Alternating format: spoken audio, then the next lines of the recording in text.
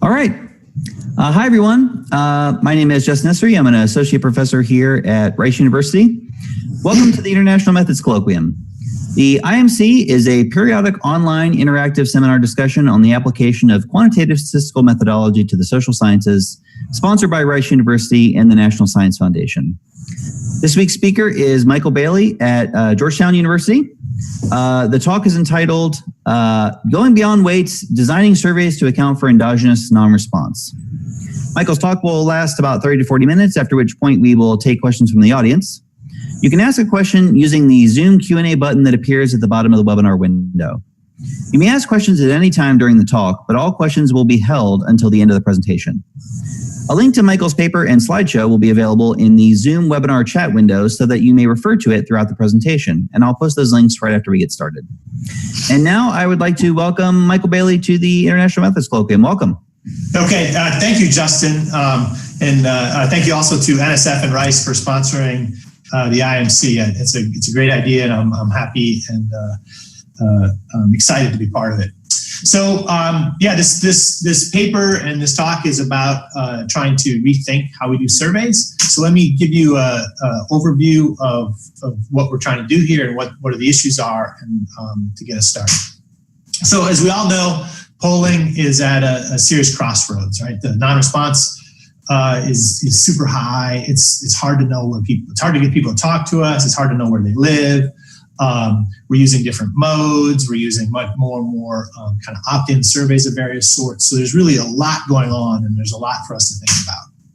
And these matter, and we've seen, to political scientists, it matters, we want to get our polling right and get it right. But obviously, beyond our ability to do polls well has real implications in the real world as well. And we've seen that in the United States and in other countries. So I would say by far the overwhelming majority of approaches to this focuses on weighting. There's imputation, different versions of that. And these approaches fail under plausible conditions. And this is well known, but I think worth keeping in mind. One of the aspects here is that the thing that weighting doesn't do, but that we should probably pay attention to, or in other words, the thing that causes weighting to fail, is when the selection into the survey sample is affected by unobservable variables that also affects whatever outcome we're measuring. And so I'm going to refer to that as endogenous selection. I'll also refer to that as non-ignorable non-response. There's other terms that people use for that. And so that, clearly is recognized. This is no surprise to anybody, but I'm not sure it gets quite the attention it needs. And one of the reasons for that, I would say, is just we have quite a bit of technology, statistical technology to deal with endogenous selection, but it just really doesn't work, right? And so people who've tried various kind of selection models of these sorts, they may not converge, or they just, for XYZ reasons, they're not very convincing. So what I'm going to do here in this talk is say, look, we've got the technology for models that will deal with endogenous selection, but our data doesn't live up to the demands of that technology. And so the proposal here is fairly simple. It's just to say, well, look, when we're getting our surveys, when we're designing our surveys, let's figure out exactly what we need in order for those selection models to work. And let's get that. And then if we get that, then these selection models will work. And so there's different aspects to that, but there's two aspects that I'll be talking about. So one is just simply, look, if we can do randomized treatments that affect response probability, then that's the thing that's holding us up for these basic selection models is the variables that are going into that first stage, whether you respond in a normal survey, are also going into the second stage, which is the content of your response. And the models just kind of choke on that. But if we can have variables that go in the first stage, but don't go in the second stage, I'll show and we'll see that these selection models will work perfectly well.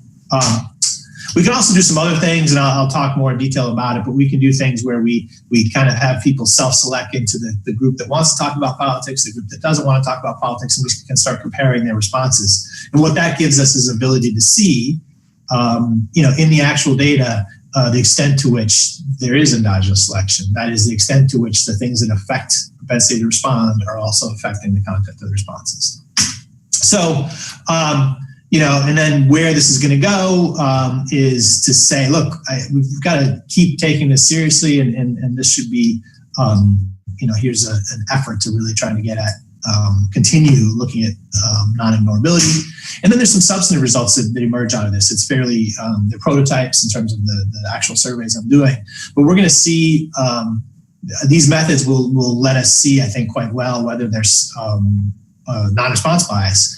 And what's really jumps out is, at least in these examples, and I think it's worth something that just on substantive grounds we should look more at, is that there's huge non-response bias going in different directions for partisans, right? So the overall, so basically the Democrats, huge non-response bias. Democrats are more liberal leaning in various ways, and the Democrats who talk about politics are more liberal than all Democrats. The Republicans who talk about politics are more conservative than all Republicans. Those things balance out in the overall population reasonably well.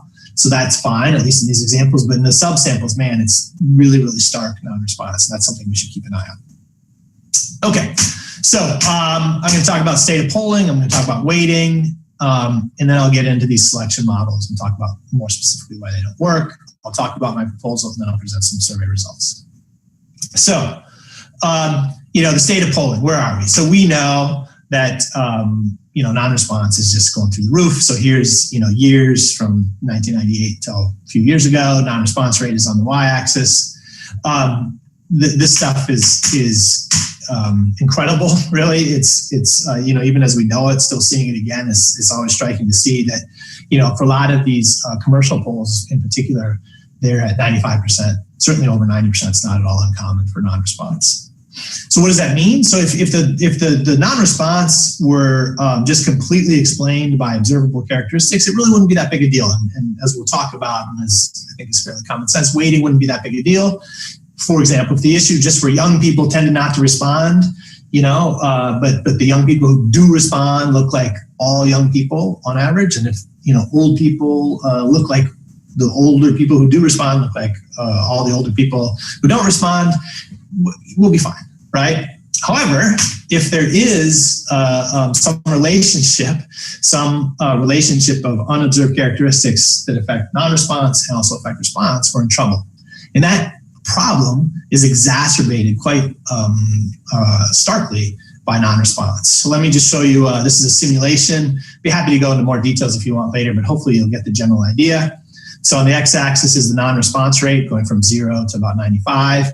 And on the y-axis is just an estimate of a beta 1 hat, some parameter. You can pick your parameters, and this is simulated really simple, y equals beta 0 plus beta 1x plus some epsilon. There's a selection equation. And the key thing that I just want to point out is this rho parameter.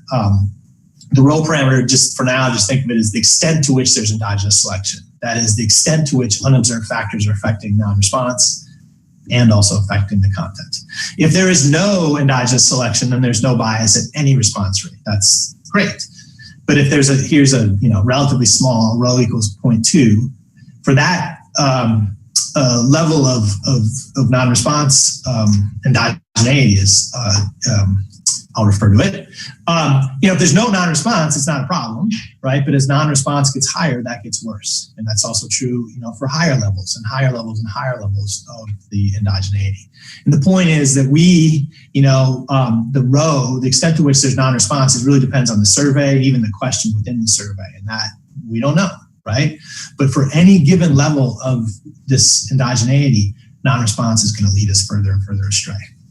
So we've got a problem. Right? Okay.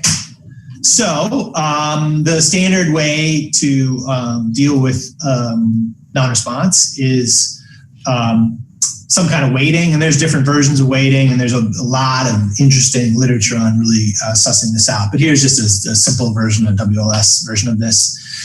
You go through and you weight by, in this case, the square root of the probability of responding.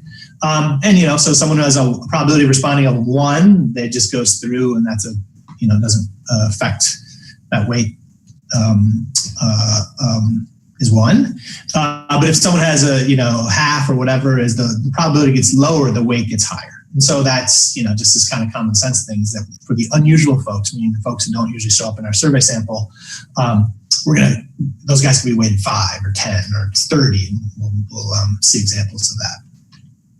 So the main assumption is very well known, of course, is that the non-response is ignorable, right? So for weighting to work, it has to be the case that, say, loosely speaking, in any given subgroup, the people who do respond are a random sample of all people in that subgroup. Or another way to say that is that there's no relationship between the opinions and propensity to respond, conditional on covariance. So what I want to do is I'm going to spend a little more time on this just to flesh this out. I'm going to go through an example, kind of a silly example, but the silly example is kind of isomorphic in some level to the problem we have in polling, and hopefully that example will make it clear that what we're dealing with. So my example is, suppose that we were using weighting to deal with selection. We wanted to generalize from NBA players, National Basketball Association players, to the general population. So, say we want height. We want to know how much height matters. And, it's kind of an interesting question. Are taller people better at basketball? And by the way, I don't know much about basketball. I know very, very little, but it seems plausible that height would be one of the things that could matter here. Okay, so we've got something we can observe, height, that's super easy to observe. We've got something that's unmeasured, say in this case, athleticism. You can imagine measuring that in certain ways, but for now we'll just treat that as something unobserved. So obviously, by the way, the analog here to polling would be, you've got a measured covariate like education, right? Relatively easy to keep track of. We've got unmeasured covariates. It could be racial attitudes, it could be interest in politics, it could be liberalism, extroversion, you name it, stuff that's harder to measure. Okay, and so the analog is, the NBA, there's this very, this huge winnowing process. You've got all the folks in the United States and the world, really, and it's winnowed down to a very select group. So surveys, we have the whole population, and there's the population who's been randomly chosen, and then there's a winnowing process down to just those who respond. And that, for the NBA, it's height, observable and unobservable. For surveys, it's education, something observable, and say racial attitudes, it's unobservable. So, just in here, I'm just going to push on this analogy here. So here's the NBA distribution of heights, right? Distribution of our observable characteristics. Here's the distribution of all young men in the United States, right? So our survey comes back with this distribution of education, but the country has this distribution of education. How do we solve that? Well, we're going to put big weights on, the NBA players who look more like the whole population, and where you can't even see this, all these NBA players who are 6'8" and 7 foot tall, or however tall they are, where you essentially can put zero weight on them because they're very, very unusual in the general population. So it's kind of silly, right? But this is what we do in surveys: is we find we're going to put these really, really big weights potentially on the people who are most representative of the population, even if our survey sample is quite skewed away from that. And so I just like having this example. There's Isaiah Thomas, was a leading scorer, relatively short, very short for the NBA, 5'9", but basically right almost spot on the average height of the whole population. So someone like him is getting a weight of 30, 40 or more on that, right? So again, now maybe we don't get that big of numbers, although sometimes we do see that in surveys. We're going to find those people who don't really belong or are unusual, that were hard to reach. We're going to give them a big weight. Well, the problem is in that if he's representative of all 5'9" people, this is great, right? But of course, he may not be. So weighting again assumes that he is a representative of all 5'9" people, all people of average height, all men of average height. But that's probably not the case. And if that's true, we can't weight our way out of it. There's, here's Pat Ewing, an old Georgetown and current Georgetown guy, and Muggsy Bogues, who was 5'3" and playing in the NBA. So just here's a take on what we have. Is we have the height in inches, and people are really, really tall. They're going to be in this light blue portion, because they're going to be, if you're really, really tall, you can be pretty unathletic and be in the NBA. But if you're really short or relatively short, you're only going to be in the NBA. You're only going to make it into the observed outcomes if you're super, super athletic, right? And so there's a systematic factor going on here, is that unobservable we have systematic reasons to believe that unobservable will in fact matter, right? And it will cause an association with the observable. And so, like the classic, the analog that I'm trying to build out here would be the, in surveys, we might have education, some measure of education. And this tau, the unobserved thing, might be racial attitudes, right? And so the racial attitudes, it could be that people with low education, people with high education may be willing to, the confidence and the experience and so forth of speaking to others about politics may be natural to them. And so whatever their racial attitudes, they may be more willing to talk to pollsters. But people with less education, it may be only the people with the, say, more liberal racial attitudes who are willing to talk to pollsters, just in light of the fact that they may view pollsters or whoever is reaching out to them as judging them or something. And so that may cause the selection. So the point is that selection, bias is real. So we're just kind of really trying to push on the point of selection bias here. So here we have height in inches. We've got the red dots are the people we observe. The blue dots are the unobserved people. The actual relationship is that the taller you are, the more points you score in a month or whatever the measure is. But in our observed data, because the short people, the shorter people only make it to the NBA if they're super athletic, and the tall people make it to the NBA regardless, right? The observed relationship may not reflect the actual relationship. So again, if this were on the x-axis were education, it could be that low-educated folks only are kind of pretty liberal.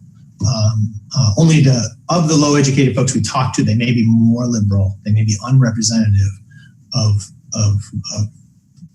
that population, and that could lead us to just not get the relationship right that's going on. So, all right, so, it's kind of a silly example, but it's a very stark example for the basketball version, but we're really dealing with something like this. I'm sure not to the same degree, but that's what we're dealing with. So how do we deal with it? So there is a pretty, there's a very well-established literature on how to deal with it. There's, and here I'll just summarize the basic approach. We have a selection equation. I'm going to call R star is the latent propensity to respond. There's some, covariance of some sorts of measurable factors, and there's tau, which is an error term. It's dichotomous variable, so we either observe, you respond, or you don't. And then the outcome equation, what we have is we don't have just y equaling some function of covariance, but we have y conditional on y observed, and it's a function of here the simplest possible model we could imagine, but there's some covariate, and then there's an expected value of the error term given that we actually observe them. And remember, like say in the basketball example, if someone's value of x is really short, their expected value of the error term, which is their athleticism, is super high, right? So those things are going to be correlated, right? Because the only way a short person makes it to the NBA is to have really high athleticism. Or in our example for surveys, it could be, and we don't know, right? But this is the kind of thing we should worry about. It could be that the educated people, the only way that low educated person, someone with a high school degree, say, those high school degree folks, they might only make it into the survey if they have racially liberal attitudes, right? And so we can induce, even if the error term in kind of the whole population has these nice properties of not being correlated with X, certainly in the population we observe, it's not at all hard to imagine a possible correlation. And that, of course, could upset our ability to make inferences. Okay, so I'm going to just talk about the old Heckman model. There's others. There's non-parametric versions of this, anyway, there's other versions of this, but just this is kind of the more well-known. So let's assume those epsilon, that's the error in the outcome equation, and tau, which is the error in this response equation. Let's assume they're bivariate, normally distributed. What that allows us to do is now characterize expected value of epsilon, given response is 1. And there's this is the Heckman paper that gets him this. And so there's kind of a lot going on here. And A, I imagine a fair number of people are familiar with this, or B, even if you're not, let me just focus on the key thing here, which is useful to keep in mind, is that phi, that's the normal CDF. This is a probability from a probit, essentially, right? And so this is the probability of response. So the expected value of the outcome for the observed folks is, some function of covariance, X, but it's also a function of the probability of response. And so that probability of response is embedded in this more complicated formula that has the PDF over the CDF. But we'll call that the inverse Mills ratio. I'll use the M.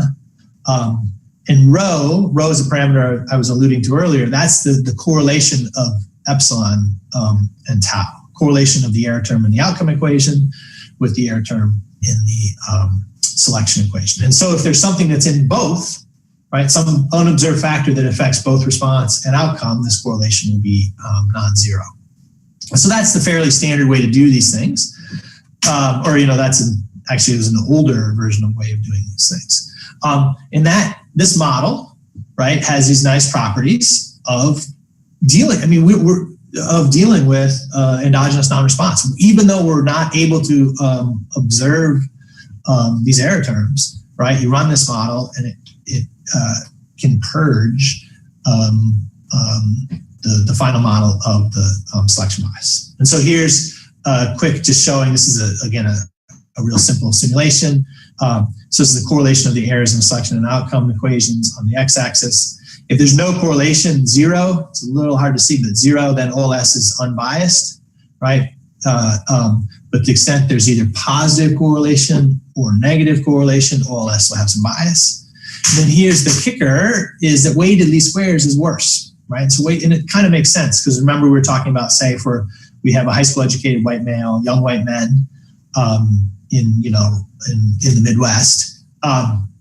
If we just get some of them and we do OLS or just a kind of a basic, means, look at the means, the raw means or something, we'll get some results. But now if those folks are really unrepresentative of other young white men with high school degrees in the Midwest, the weighted least squares is going to be putting big old weights on those folks. So those guys who are just really not at all representative of their broader population, weighted least squares is juicing that. Just as in the basketball example, we had, Isaiah Thomas was an average height male, and then the weighting would make it kind of worse. It's going to just be saying, wow, he's the equivalent as if, there's 30 of him or whatever the weight was. So weighting least squares makes things worse.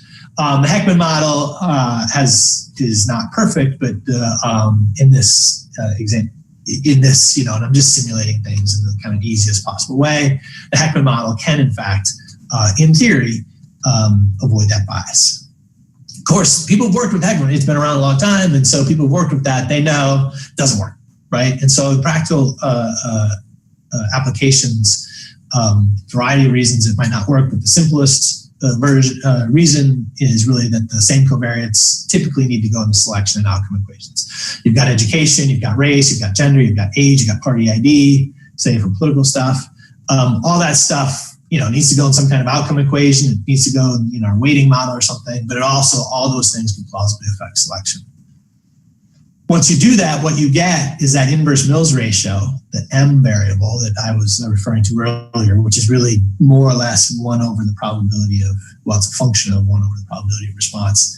That variable is almost perfectly explained by the other variables. And it's those other variables, the X variables, are in that probability of response. And so, an R squared of 0.98 or something is not at all uncommon.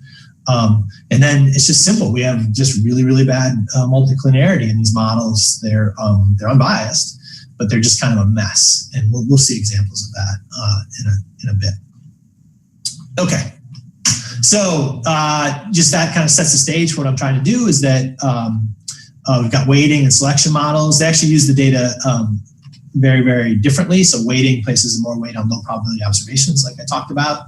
I haven't talked about this as much, and I'm in the interest of efficiency, I've left this for additional material. But it turns out if you kind of start peeling away at Heckman models, they're going to place less weight on those low probability observations, in exact opposite of what weighting is doing. And so just the point here is that it's not just that we have weighting models and then Heckman models are more or less similar, trying to do the same kind of thing. They're really going in very opposite directions.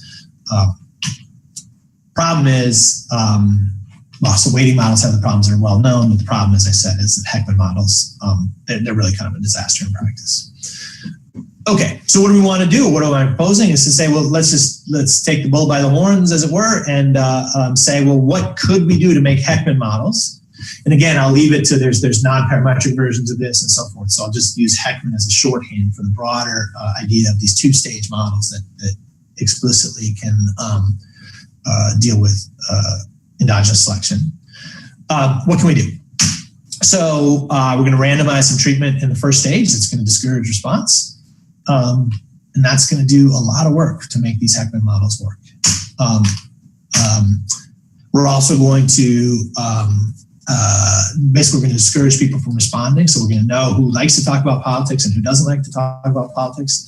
The people who don't like to talk about politics, we're going to eventually get their political views anyway. And so that will allow us to do something that's completely, there's going to be a diagnostic that has nothing whatsoever to do with the Heckman, the bivariate normality, which kind of sets people off sometimes. We're going to be able to also do a whole other set of analyses that have absolutely zero dependence on that set of issues. Okay, so we're going to do these non-parametric tests, which I'll describe, and we'll do, we can do Heckman or we can do non-parametric versions of it as well. So let me show you what that is. So here's just a standard survey. Say we've got 15,000 people. I mean, it's crazy numbers, but that's what you got to do. If you have 15,000 people, 90% of, somehow you call them or whatever, only 10% respond, you get your 1,500 people. So pretty easy. So what we're going to do is still start with that 15,000, or this is just a rubric. It's not literally what I've done so far, but to give you a sense, we can't deal, people you can't find. So that's still going on. But now you've got 1,500 people who do want to talk. So 750 of them, you just talk to them and get their responses. And for now, for simplicity, we'll just say that they answer all the questions and so forth. So we get, of the people who do pick up the phone and start the survey, we're going to have them responding to everything for simplicity. But for another, we're going to randomize those 1,500 people into two groups. And we're going to have this other group, we're going to make it easy for them to opt out. And so I'll show you the specific question in a second, but it's the version I'm using. And there can be, it doesn't have to be this. There's probably an unlimited number of ways we could do this. But the idea here is to say something like, would you like to answer questions about politics, sports, and movies? And so of that, and let's just for simplicity say that 50% choose politics and 50% choose other stuff.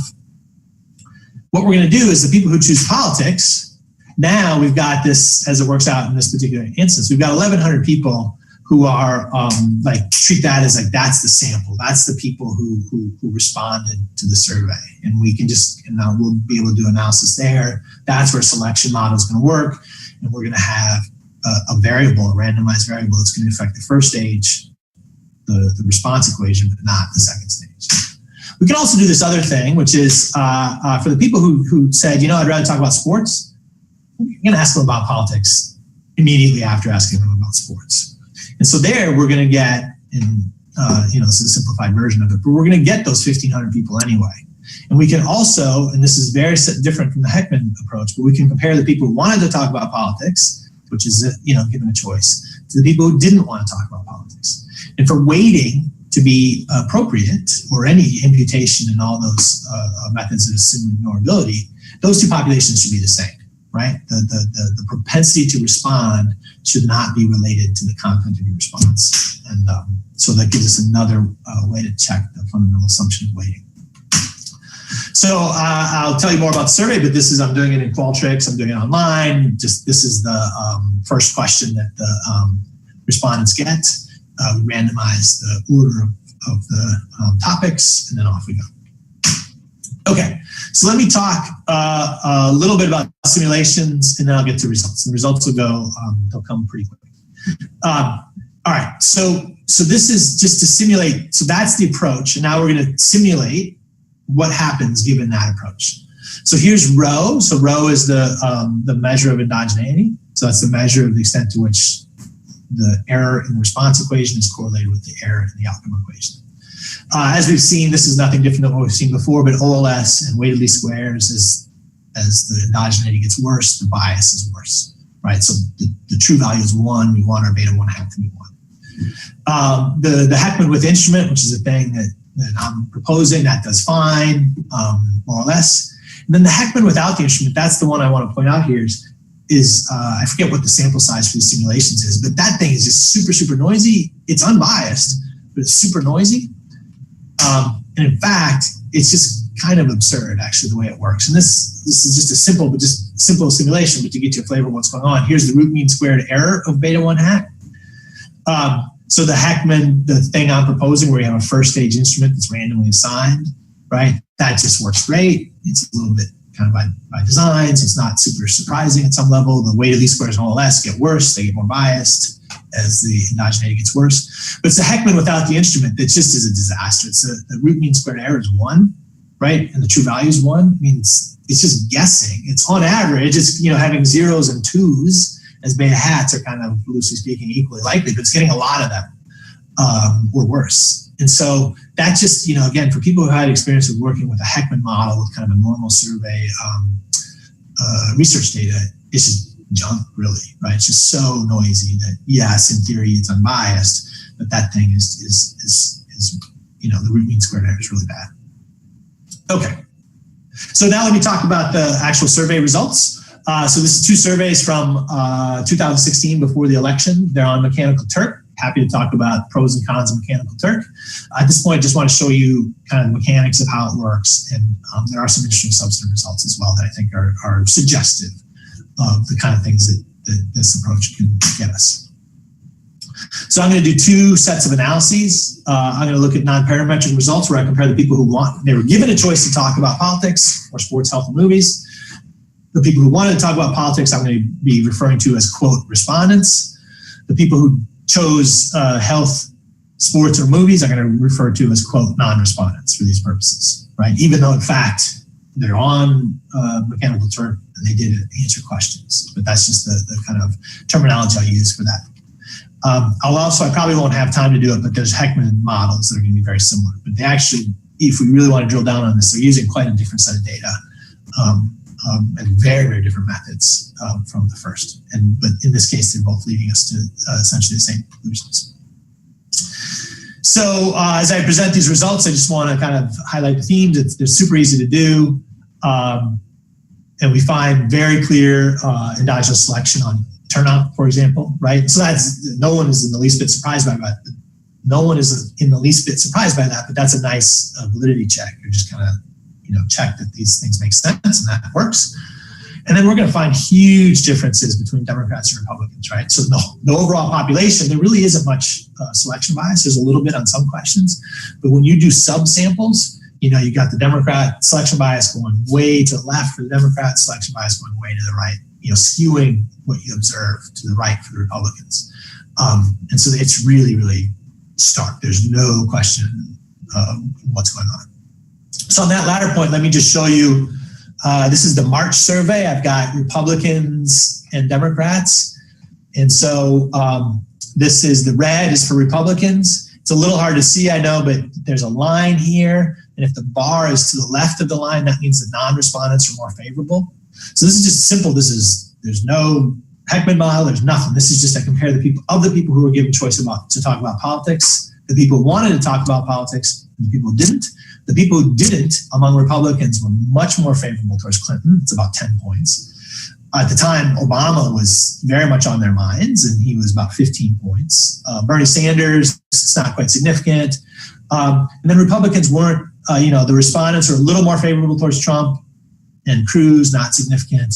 But interestingly, the Republican respondents didn't like Rubio as much as the non-respondents. So that was a little different. Then you do the same thing on the Democratic side. You see, the Democrat, for example, among the Democratic respondents, the people who wanted to talk about politics were, was about 7 points more favorable towards Obama and maybe 8 points or so, or 9 points more favorable towards Sanders relative to the people who were trying to opt out. And that the point here to make is that, so there is a lot of non-response going on. It's very, very stark. But it balances out across the Democrats and Republicans because people are moving in different directions. And then B, it's going to really exaggerate the polarization. It's going to exaggerate the differences among folks. Now, it may be that we care more about Republicans who also want to talk about politics than Republicans who don't, or Democrats who want to talk about politics than Democrats who don't.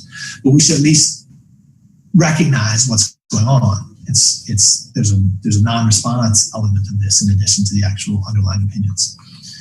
I'm going to skip this in the interest of time. I'm just going to show you,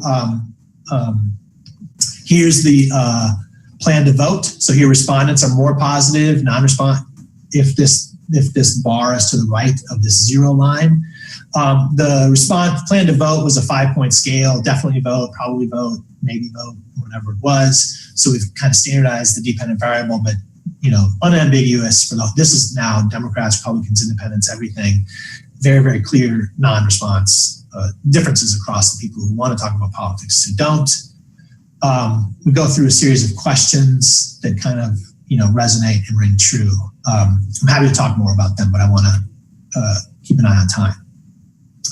So the other thing is we've got these Heckman selection models, and so I'm not going to present all the results, but I just want to show the main thing that makes these results happen. And so this is the following.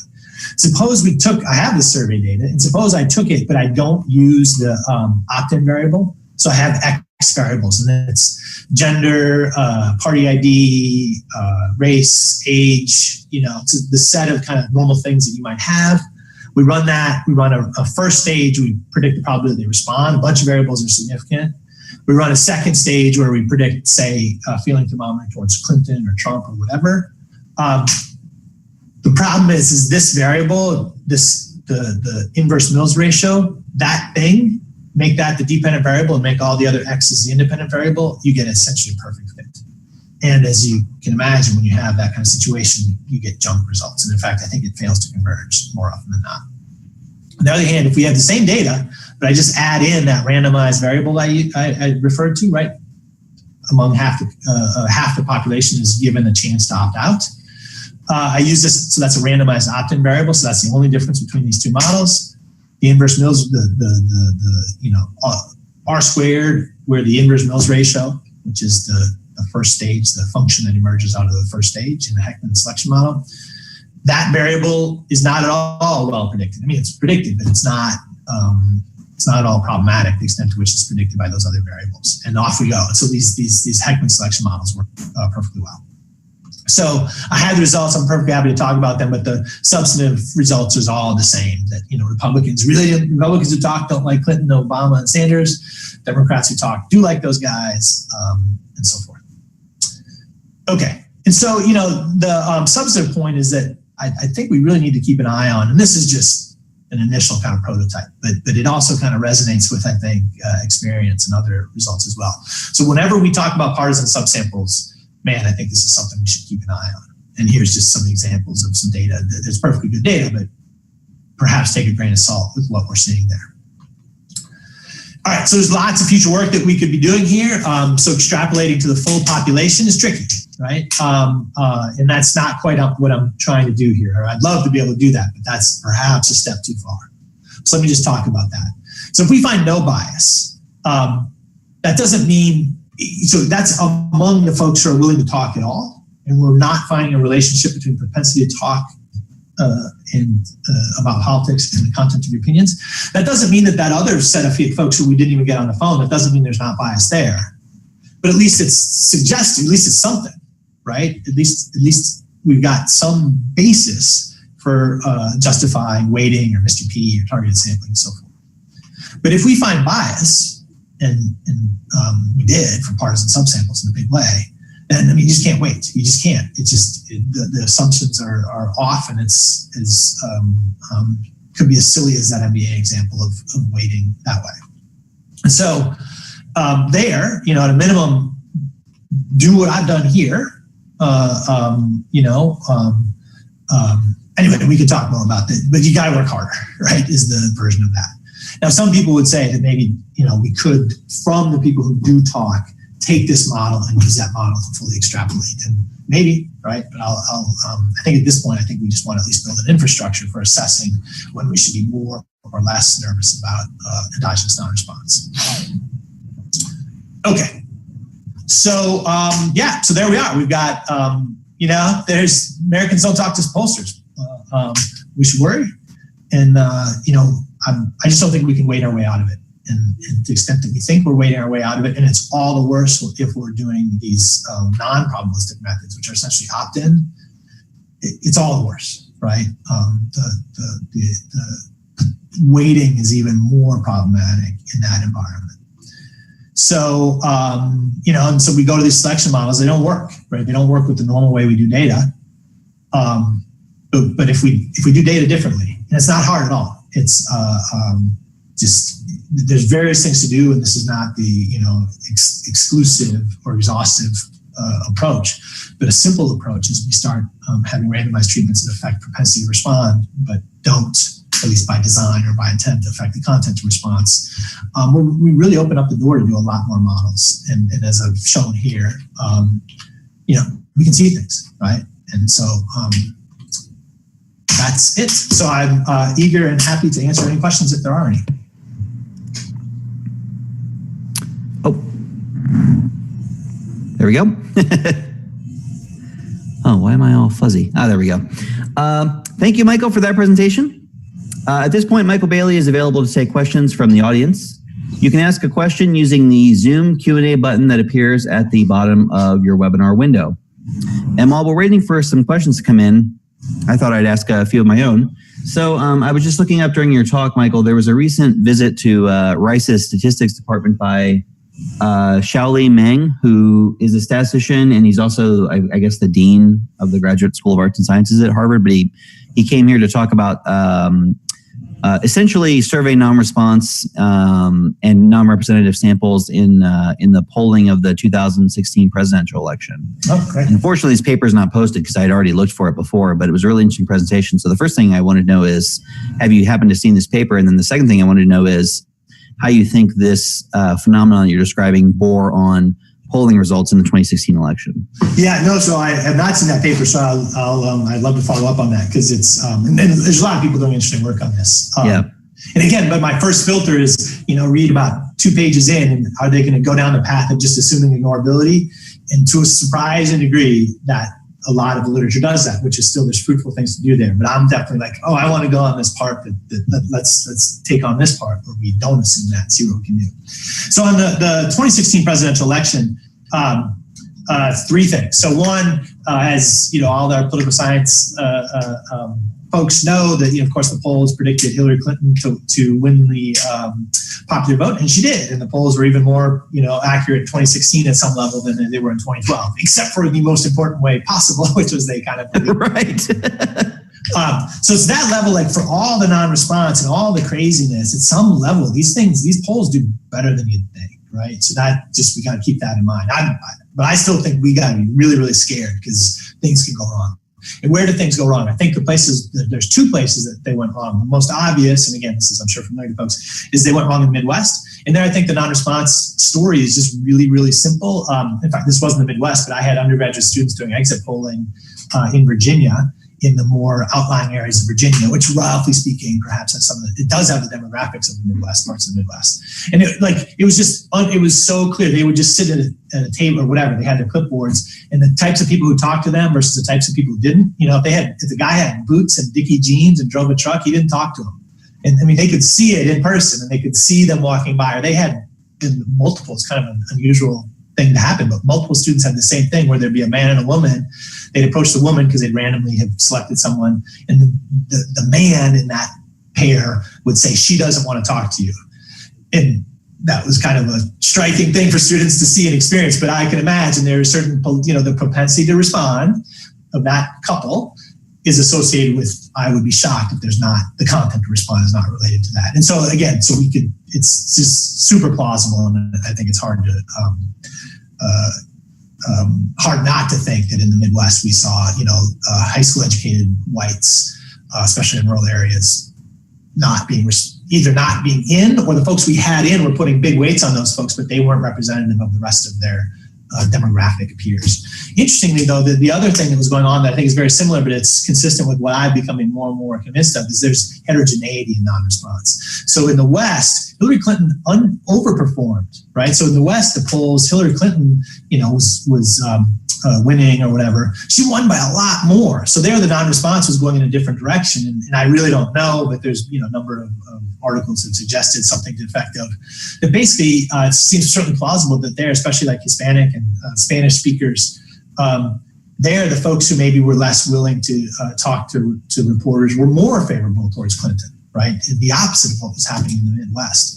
And so there, like at the state level, obviously we got a lot wrong.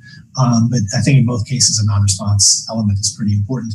And by the way, I think that's the kind of thing that the things I'm talking about here, we would have seen, they would have raised red flags, absolutely. So this I don't know if there's an actual paper, but the presentation that Jali gave it's about non-response. So or my recollection is it's specifically about the people who are in the survey don't represent the entire population. And he went down a little slightly different point, saying really huge N's don't necessarily solve that problem. Oh, absolutely. And so, we often, as statisticians, we think, oh, bigger N means better. But it turns out that's actually not necessarily true. A much smaller N that's truly randomized would be better. That was kind of the point he was making. And just one point on that, which I think is absolutely right. Like, if you have a biased estimator, you just converge on the wrong thing with large N, right? But back in the Literary Digest days, they'd have 2 million or whatever or more observations, and it was biased and it was disastrous. So we moved to probabilistic sampling. This is the modern polling. I think now that we have, there the response rates were high enough that we could kind of just put that aside, the non-response element, and we did fine. Generally did fine. But I think the 2016 election kind of looks like the 1936 election in the sense of like, wait a minute, now we probabilistically choose who we try to talk to, but then they get to pick whether we talk to them or not. I think we got to go back to and just talking to more people. It didn't solve it in 1936, and it won't solve it now. I think it's the design element of this. And whether it would be exactly what I'm doing or not, I don't know. But I think we have to design our way out of it, not sample size our way out of it.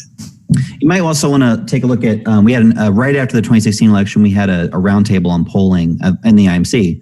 And Natalie Jackson at the time from HuffPo, basically mentioned something that you just alluded to, which is that the state level polls were inaccurate, and they were inaccurate in different ways. And Hillary Clinton won much bigger than anticipated in her core states like Connecticut. And then Trump won much bigger than anticipated in his core states like Alabama. And then in the median states like the Midwest, that's where the issues were in terms of predicting the outcome. But those were also, on average, the closest predictions. They weren't quite right, but they were the closest. So there might be something going on there that you could take a look at. But again, I think that's related to just partisan non-response. If it's partisan non-response, and you've got a bunch of Democrats in California who are, skewing and so forth. Anyway, something to keep an eye on, I think. Absolutely. We have a question from the audience. Pasha Madavi said, how do you think we should think about statistical power when it comes to respondents' choices to the treatment? For example, if only 10% choose politics versus if 50% choose politics, as in your example.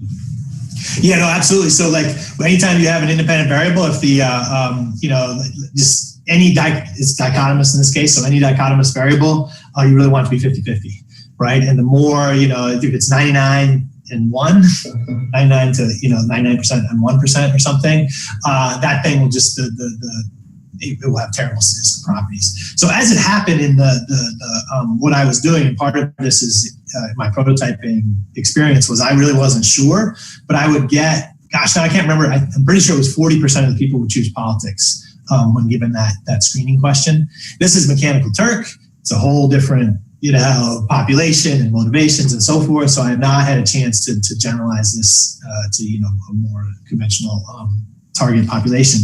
But at least for those folks, I thought 60-40 is probably pretty good. But absolutely, I would love to, I'm preparing to do this in a more general population. And that part of the process would be to, I want to get that question down to around 50-50. By the way, I also, because you want that around 50-50. You want, again, the statistical ideal here is a 50-50 split.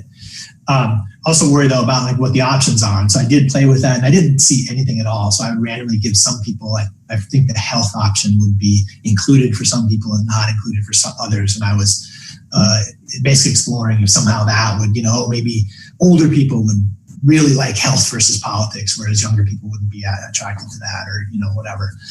At this point, I haven't seen anything on that, but whatever were this to really be in general use, I think also just kind of trying to build in some general diagnostics to keep an eye on you want to get it around 50%, and then you want to keep an eye on whether you're systematically pushing out one type of person versus another. Do you think that the choice to not respond to a survey, to not pick up the phone or whatever, or hang up, is the same as the decision to respond to a survey, but to choose to talk about music instead of politics? No, so absolutely not. So, maybe I said that too strongly, but definitely they're different, right? But I would say right now, the reality that we have, and if we could figure this out, I'd love to figure this out. Those 90% of people who don't respond to, let's say, a commercial poll, they don't respond. We don't have them. We've got nothing. If we can, if someone can go and figure out a way to get that down to 50 or whatever, God bless them, and they should do that. And there's still 50% that aren't responding, but that's what we should do. But I do think, so say once we have people, online or, in our orbit that we can start talking to, at least among them, there are people who are more and less interested in talking about politics. And so for me, it's like, well, at least of what we can we see is there endogenous selection, right? Is it ignorable or not? And then, it's going to be this leap of faith to that other group. But to me, if I see, and we do see the endogenous selection among these people who are even willing to talk at all, man, it would be really weird to then say, oh, among those 90%, there's nothing. For those guys, there's no relationship, right? I mean, maybe, right? We really don't know since we can't see them. I think this is just at least, this would be a diagnostic tool that I would say at a minimum, and it's super easy to do. It doesn't add any expense hardly at all. It's analytically simple. If you're going to do weighting, I would say at a minimum, show me that among this subset of people who talk at all, that the assumptions of weighting are valid. And then we have to kind of guess as to whether they're going to be valid for that other group as well. And then one other thing on that is also we could then perhaps design, there's just different modes and different ways that we could be reaching people and reaching different types of populations, and try to kind of just poke around the various types of this space and explore the extent to which there is or isn't endogenous non-response. All right. Well, that's all the questions we have. So at this point, I'm going to call an end. I'd like to thank Michael for being our presenter this week, and I want to point out his presentation will be posted to our website shortly after this broadcast if you'd like to share this presentation with someone else or watch it again later. I also want to announce that this is our last IMC presentation for academic year 2017-2018. If you wish to rewatch any of the talks given this year, they're all available for viewing on www.methods-colloquium.com. And if you're interested in giving a talk in the IMC in the next academic year, please contact me at justin@justnessery.com, or you can check out our website, www.methods-colloquium.com. Thanks, Michael, for doing this week. Okay, thank you. And I hope to see everyone at our next season of talks next year. All right. Thank you.